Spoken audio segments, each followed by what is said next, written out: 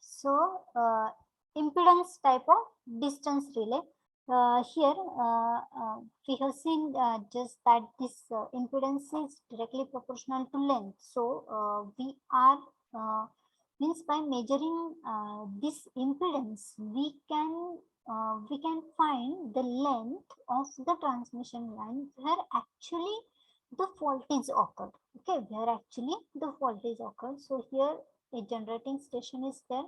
Here the load section will be there. So in between that, one transmission line is there. One zone is shown, and that is from A to B.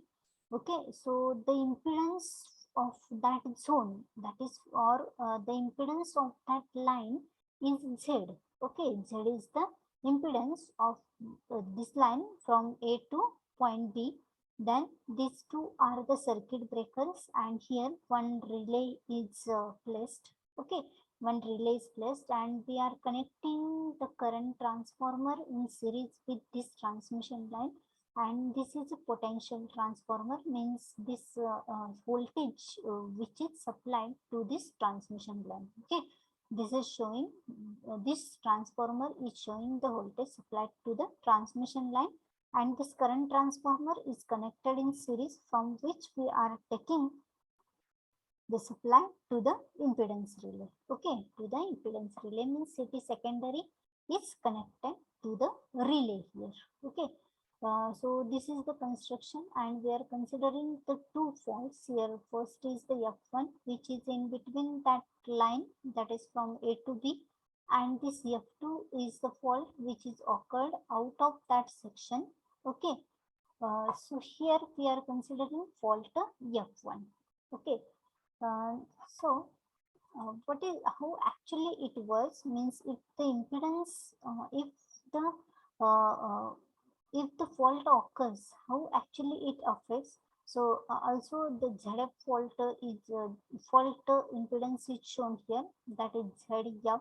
Okay, so here first the potential transformer supplies voltage to the transmission line, and current flows because of the current transformer. Okay, so here we have seen there is a potential transformer, and as I told you, it is supplying the voltage to the transmission line, and this is CT, that is current transformer, which is connected in series, and it is supplying current uh, to the relay. Okay, this current transformer is connected in series, and we are considering the impedance relay is placed on the transmission line for the protection of line AB.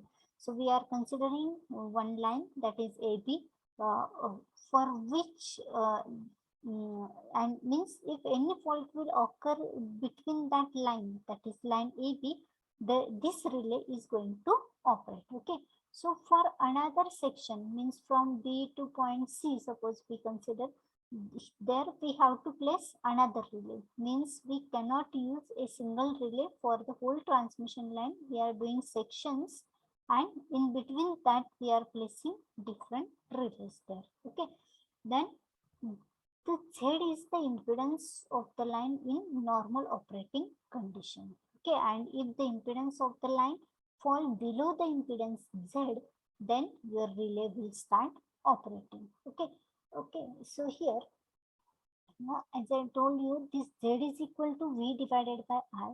Okay, this is the impedance. This is the impedance for line Z.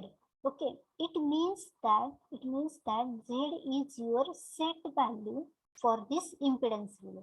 Z is the set value for the impedance relay. Okay, so if the impedance decreases than this Z, okay, than this Z, then your relay will start operating. But when your impedance is equal to Z, okay, is equal to Z, then your relay will not operate there. Your relay will not operate, means it Z is equal to V divided by I. It means that your voltage is normal and your current is also under normal. Okay, current is also normal, means your relay is healthy now. But if any fault will occur, what happens? Your voltage get decreased here, and your current get increased. Okay, your current increases. If the fault occurs, your current increases. If the current increases, what will happen? If the current increases, what will happen? If the current increases, what will happen?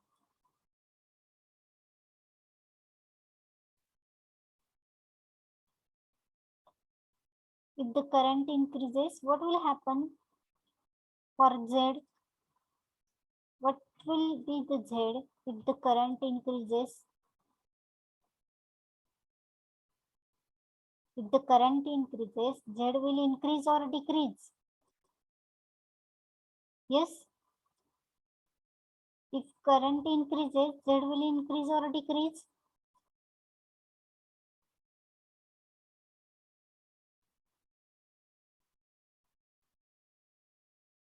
Okay. So if your current will increase, your Z means impedance will decrease here, as these are inversely proportional to each other. Okay.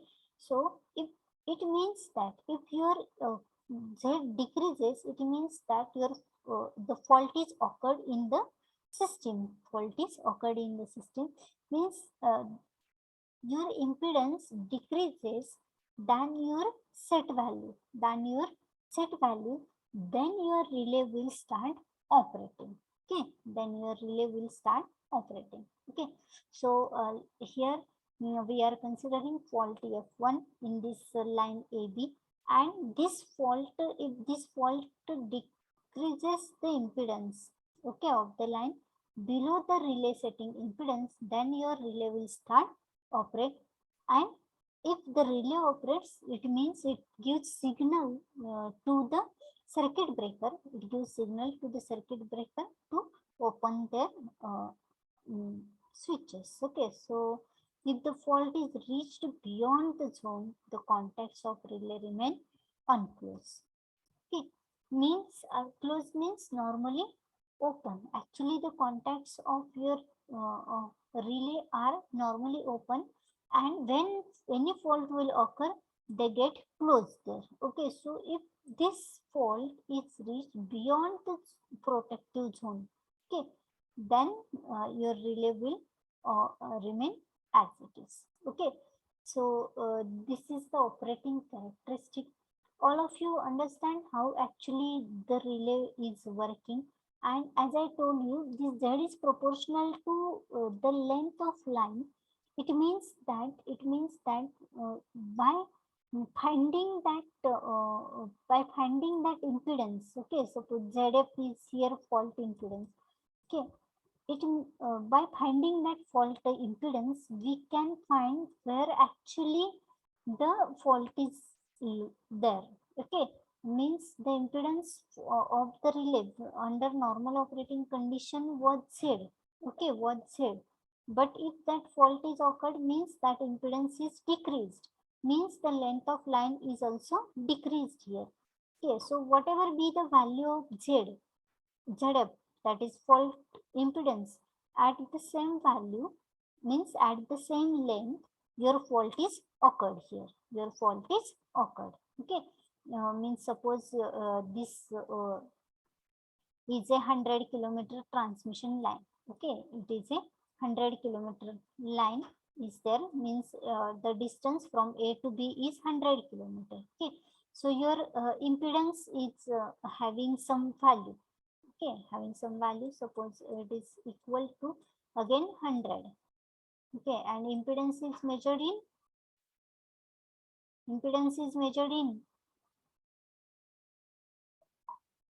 everything you forget.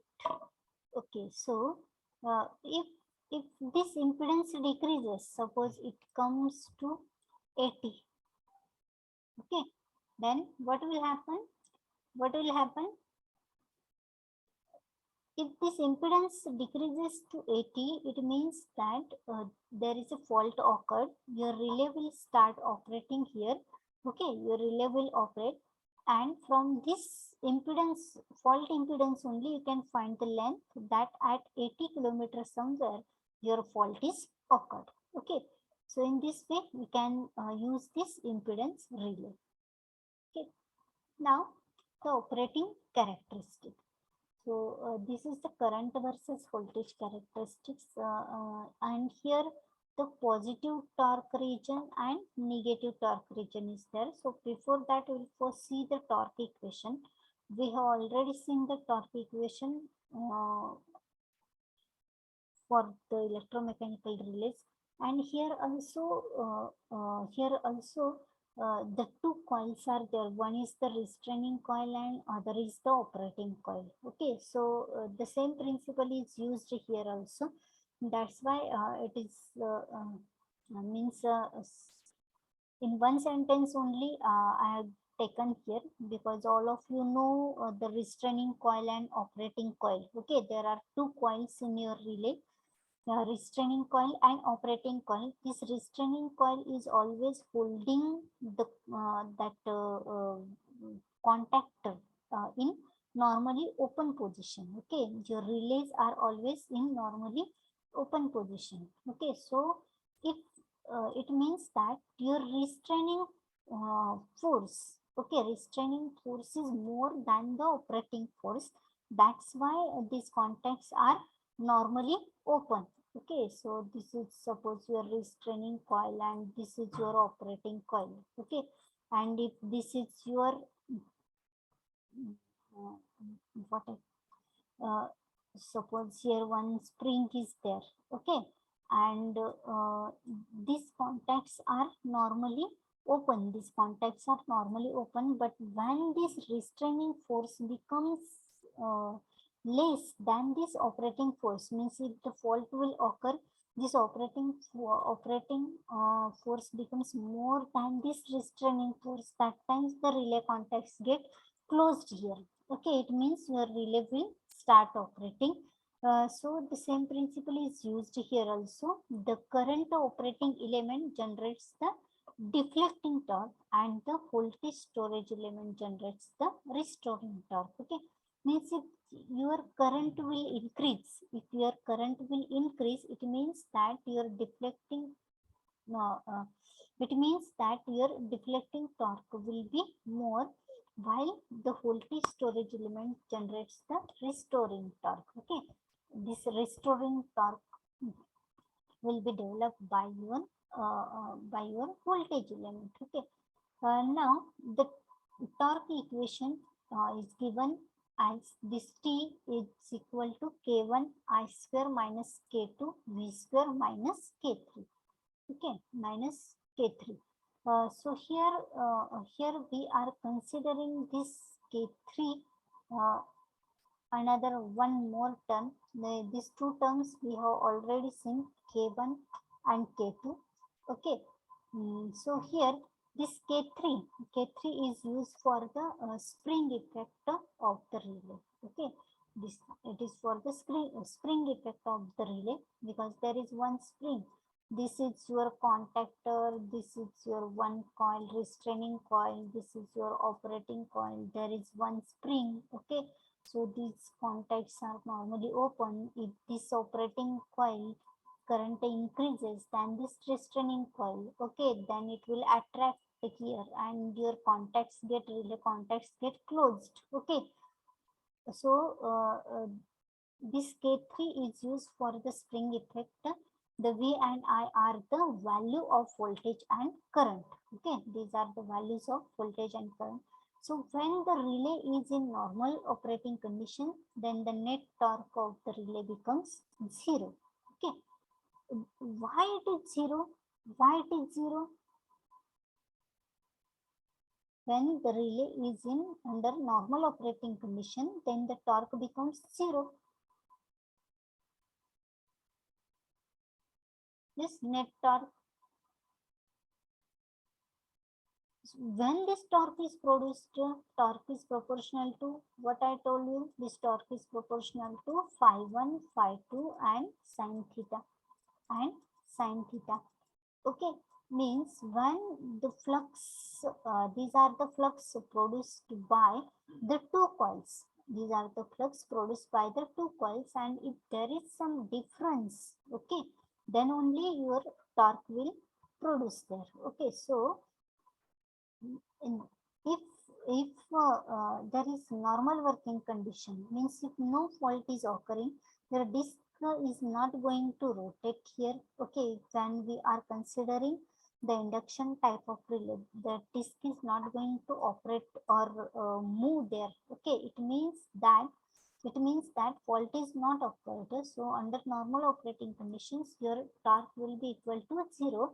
This torque will produce when there will be some difference between these two fluxes. Okay, so here from this previous equation, okay, that is torque is equal to k1 I square minus k2 v square minus k3. So if we consider this torque is equal to 0, so we can take this k2 into v square to the left side. Okay, and by taking v by I ratio, which is equal to z, because we have to obtain the equation for impedance here, right? We have to obtain equation for impedance. So impedance z is equal to v divided by I, v divided by I. So this equation we have to obtain. So you can simply divide first by k2. Then we also want this I. Okay, so you can take the square root here. So this k1 divided by k2 means square root minus k3 divided by, because here we have to obtain equation for v upon I, v upon I. Therefore, we are again dividing by I also to the left side and to the right side also. Therefore, it is k2 into I square. Okay, so this is the equation for impedance. Okay, and if the spring control effect becomes neglected, the equation becomes z is equal to square root of k1 upon k2, which is equal to constant. Means when we are not considering the spring effect, okay, spring effect, then we can neglect this k3 term. Okay, so this is all about the impedance relay. Uh, and this is your characteristic current versus voltage operating characteristic. This is z is equal to 1, means slope of the characteristic, and when your fault impedance is less than the actual impedance or set impedance, then that is called the positive torque region. Positive torque will be developed, and this is your negative torque region, means this ZF is greater than the ZF. Okay, that is your negative torque region. So all of you understood this impedance relay? समजलंय का? Yes or no? Just take this screenshot for this. Just wait, I'll erase. You can take the screenshot for of this diagram because it is important.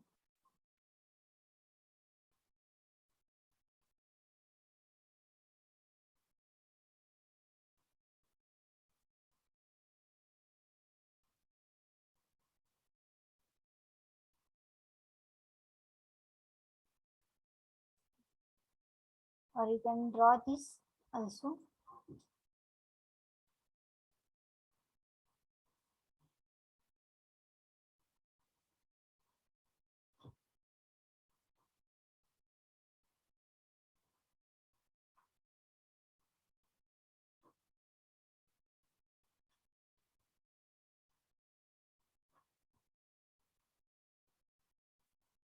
Okay, any doubt in this impedance relay?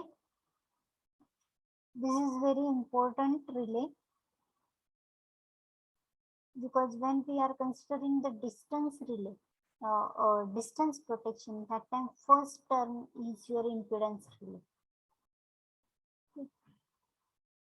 Here you have to only remember that we are considering for relay working, we are considering the impedance. Okay, so when you consider the overcurrent relay, which term is considered? The current is considered, but here the not voltage, but here the impedance is considered.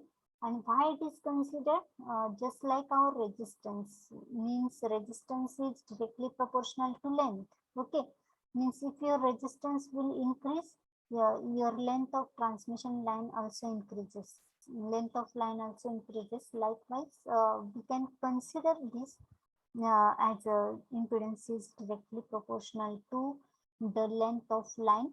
Means if the fault will occur, whatever be the impedance at that fault condition, okay, so that is proportional to your length. Means it is directly showing you that at which kilometer or at what kilometer your fault is occurred. Okay, म्हणजे याच्यामध्ये काय आहे तर impedance तुम्ही major करता आहे, इम्पिडन्सची value set आहे रिलेमध्ये, तर त्याच्यापेक्षा कमी जर इम्पिडन्स झाला तर त्याचं मिनिंग काय आहे की तुमच्या सिस्टीम मध्ये फॉल्ट झाला. ओके, फॉल्ट झाला तर ते इम्पिडन्सची व्हॅल्यू कमी झाली. आता कमी झाली म्हणजे काय तर करंट इन्क्रीज झालाय. ओके, करंट इन्क्रीज झालाय त्यामुळं इम्पिडन्सची व्हॅल्यू कमी झाली. ऍक्च्युली नॉर्मल कंडिशन मध्ये कसं असते, ज्यावेळेला नॉर्मल वर्किंग कंडिशन आहे तर त्यावेळेला तुमचं व्होल्टेज जास्त असतं आणि करंट कमी असतो.